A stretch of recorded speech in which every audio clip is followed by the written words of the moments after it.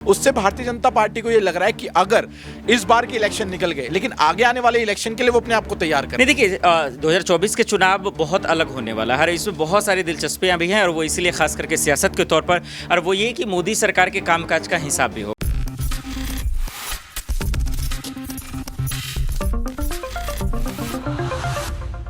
नमस्कार, next 9 news देख रहे हैं आप और मैं हूं आपके साथ प्रज्ञा सिंह। कांग्रेस पार्टी के वरिष्ठ नेता राहुल गांधी लगातार जिस तरह से राहुल गांधी को लेकर पूरी की पूरी भारतीय जनता पार्टी एक्टिव नजर आ रही है, और वो भी तब जब राहुल गांधी सांसद भी नहीं है और ना ही वो साल 2024 के चुनाव में हिस्सा लेने वाले हैं। लेकिन फिर भी आखिरकार क्यों भारतीय जनता पार्टी के मंत्री लगातार इस बात पर ध्यान लगाए हुए हैं कि कब राहुल गांधी कुछ बोलें और एक और मानहानि का मुकदमा उनके ऊपर ठोक दिया जाए। सवाल लगातार ये उठ रहा है कि आखिरकार क्यों राहुल गांधी, जो सिर्फ एक नेता हैं,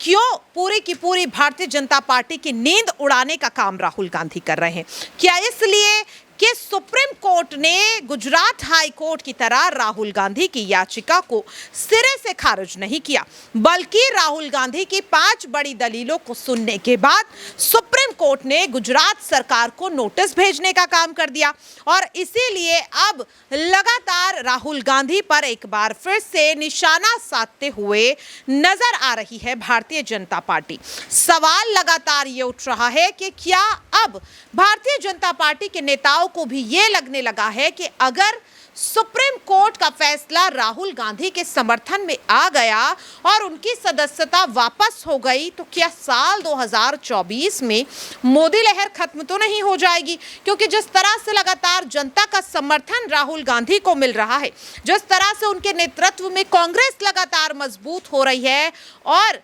राज्यों पर राज्य अपने नाम करती हुई दिखाई दे रही है, क्या अब ये सब भारतीय जनता पार्टी की नींद उड़ाने का काम कर रही है? और इन्हीं तमाम मुद्दों को लेकर चर्चा के लिए आज हम एक बार फिर से न्यूज रूम में आ चुके हैं और इस चीज को समझने की कोशिश करेंगे कि ना पद है, ना जिम्मेदारी है और चुनाव लड़ने का अधिकार भी नहीं है, फिर भी आखिरकार क्यों राहुल गांधी को लगातार टारगेट किया जा रहा है?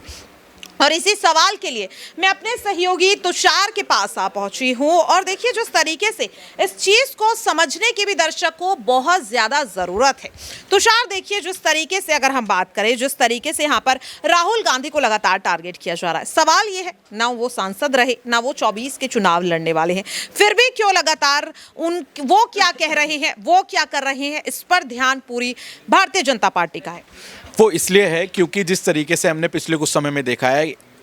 भारत जोड़ो यात्रा से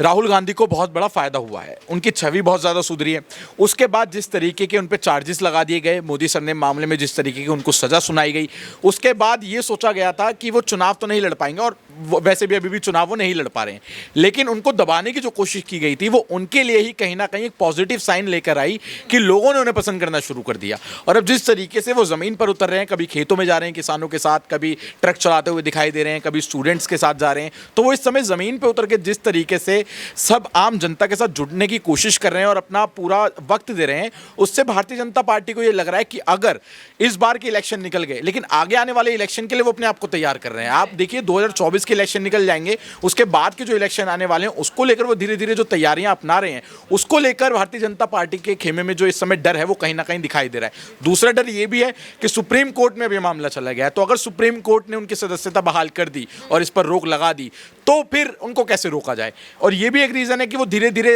नज़र गड़ा के बैठे कि कब राहुल गांधी कुछ बोले और वहीं जो है हम उन पर दूसरा कोई केस लगा दें या कुछ भी करके उनको अपमान करने की कोशिश की जाए। क्योंकि इस वक्त मोदी के सामने अगर हम बात करते हैं तो राहुल गांधी ही एक ऐसा चाह रहे हैं जिसको लेकर यहाँ पर सभी आम जनता की बात करें, स्टूडेंट्स की बात करें, नॉर्मल आप पब्लिक की बात करें, तो वो कहीं ना कहीं उनको पसंद कर रहे हैं, देख रहे हैं और देखा भी उनको जाता है। हालांकि कांग्रेस ने अभी मना कर दिया है कि वो 2024 के लिए पीएम फेस राहुल को नहीं डालेंगे, आगे जाके हो सकता है कि वो पीएम फेस बन जाए, लेकिन जनता को तो यही लगता है ना, जनता के दिमाग में यही बन गया कि मोदी नहीं तो कौन, राहुल, क्योंकि एक ऑप्शन राहुल ही है सामने। लेकिन अभी उतने लेवल तक वो नहीं पहुंचे हैं और उसी लेवल तक पहुंचने के लिए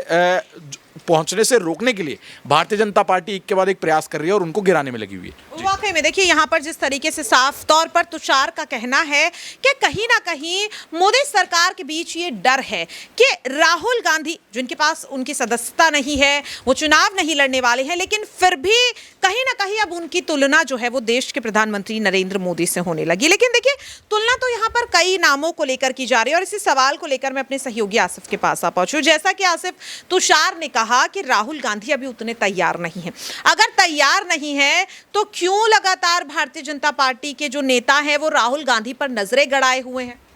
देखिए, इसमें कोई शक नहीं है, राहुल गांधी की जब भी बात होती है यही चीज़ें 2014 या 2019 में होता तो शायद समझ में भी आता कि हाँ वो उतने तैयार नहीं है। लेकिन अब जब से भारत जोड़ो यात्रा हुई है, जब से कर्नाटक उन्होंने जीता है और जिस तरीके से अध्यक्ष पद से उन्होंने इस्तीफा दिया, फिर उसके बाद अमेठी से हार गए, तो उसके बाद जो उनका एक रोल रहा है वो अब कांग्रेस में एक अलग रहा है। वो पहले वाले राहुल गांधी नहीं, ये अब सब चीज़ खुद लोग मान रहे हैं। और अभी भी आज जब सी वोटर के सर्वे आए हैं उसमें 3-4 नामों में अगर तेजस्वी यादव या फिर नीतीश कुमार, अरविंद केजरीवाल, ममता बनर्जी में अगर आप देखेंगे तो सबसे ज़्यादा अव्वल नंबर पर राहुल गांधी को रखा गया है विपक्षी नेताओं में। तो ये अब कहना शायद उतना जायज़ नहीं होगा, लेकिन मुझे लगता है कि 2024 में हाँ एक मोदी सर ने मामले में ये घटना होने के बाद शायद मोदी जी के चेहरे या फिर उम्मीदवारी पर थोड़ा सा फर्क पड़े। लेकिन मुझे लगता है कि अब राहुल गांधी उस लायक जरूर हो गए हैं या फिर उस एबल पे आ गए हैं जो मोदी जी को टक्कर जरूर दे सकते हैं। अगर राहुल गांधी की सदस्यता वापस हो जाती है, हालांकि ऐसा लग नहीं रहा है कि होगी, लेकिन फिर भी अगर इस चीज को रखें जो कांग्रेस पार्टी दावा कर रही है, मनु सिंघवी कहते हुए नजर आ रहे, ऐसा होता है तो क्या लगता है कैसे रहेंगे साल 2024 के चुनाव? नहीं देखिए, 2024 के चुनाव बहुत अलग होने वाला है, इसमें बहुत सारी दिलचस्पियां भी हैं और वो इसलिए खास करके सियासत के तौर पर, और वो ये कि मोदी सरकार के कामकाज का हिसाब भी होगा। क्योंकि देखिए जनता या हम और आप सिर्फ 1 से 2 बार धोखा खाते हैं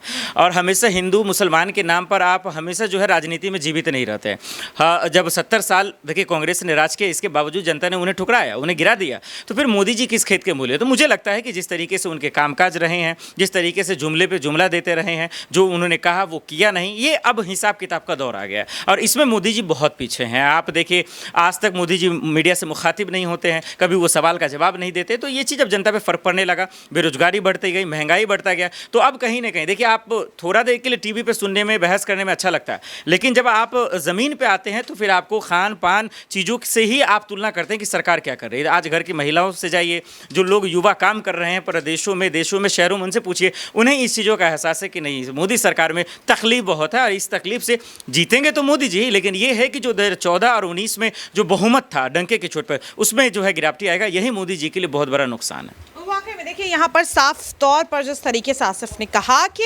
जीत भले ही यहाँ पर मोदी सरकार की हो या यूं कहें कि बीजेपी के नेतृत्व वाली एनडीए की हो, लेकिन हाँ जो प्रचंड जीत हमने साल 2019 में देखी थी या 14 में देखी थी, वो कहीं ना कहीं देखने को नहीं मिलने वाली है और उसमें भारी गिरावट ही कहीं ना कहीं भारतीय जनता पार्टी के लिए एक बहुत बड़ी हार होगी। क्योंकि लगातार जिस तरीके से देश के प्रधानमंत्री नरेंद्र मोदी वाहवाही लूटते हुए नजर आ रहे हैं, लेकिन जब उनसे सवाल मणिपुर हिंसा को लेकर पूछा जाता है तो वो खामोश हो जाते हैं। अब सवाल दर्शकों यही है, क्योंकि कहीं ना कहीं कांग्रेस पार्टी भी ये दावा करती हुई नजर आ रही है कि राहुल गांधी की सदस्यता वापस होगी, उन्हें सुप्रीम कोर्ट पर पूरा भरोसा है। आपको क्या लगता है, क्या वाकई में सुप्रीम कोर्ट राहुल गांधी को राहत देने का काम करता हुआ दिखाई देगा? और अगर राहुल गांधी को मोदी सरनेम मामले में क्लीन चिट मिल जाती है तो साल 2024 में आखिरकार किसकी जीत होगी? अपनी राय कमेंट बॉक्स में जरूर शेयर करें और बाकी ऐसी खबरों के लिए देखते रहिए नेक्स्ट 9 न्यूज़।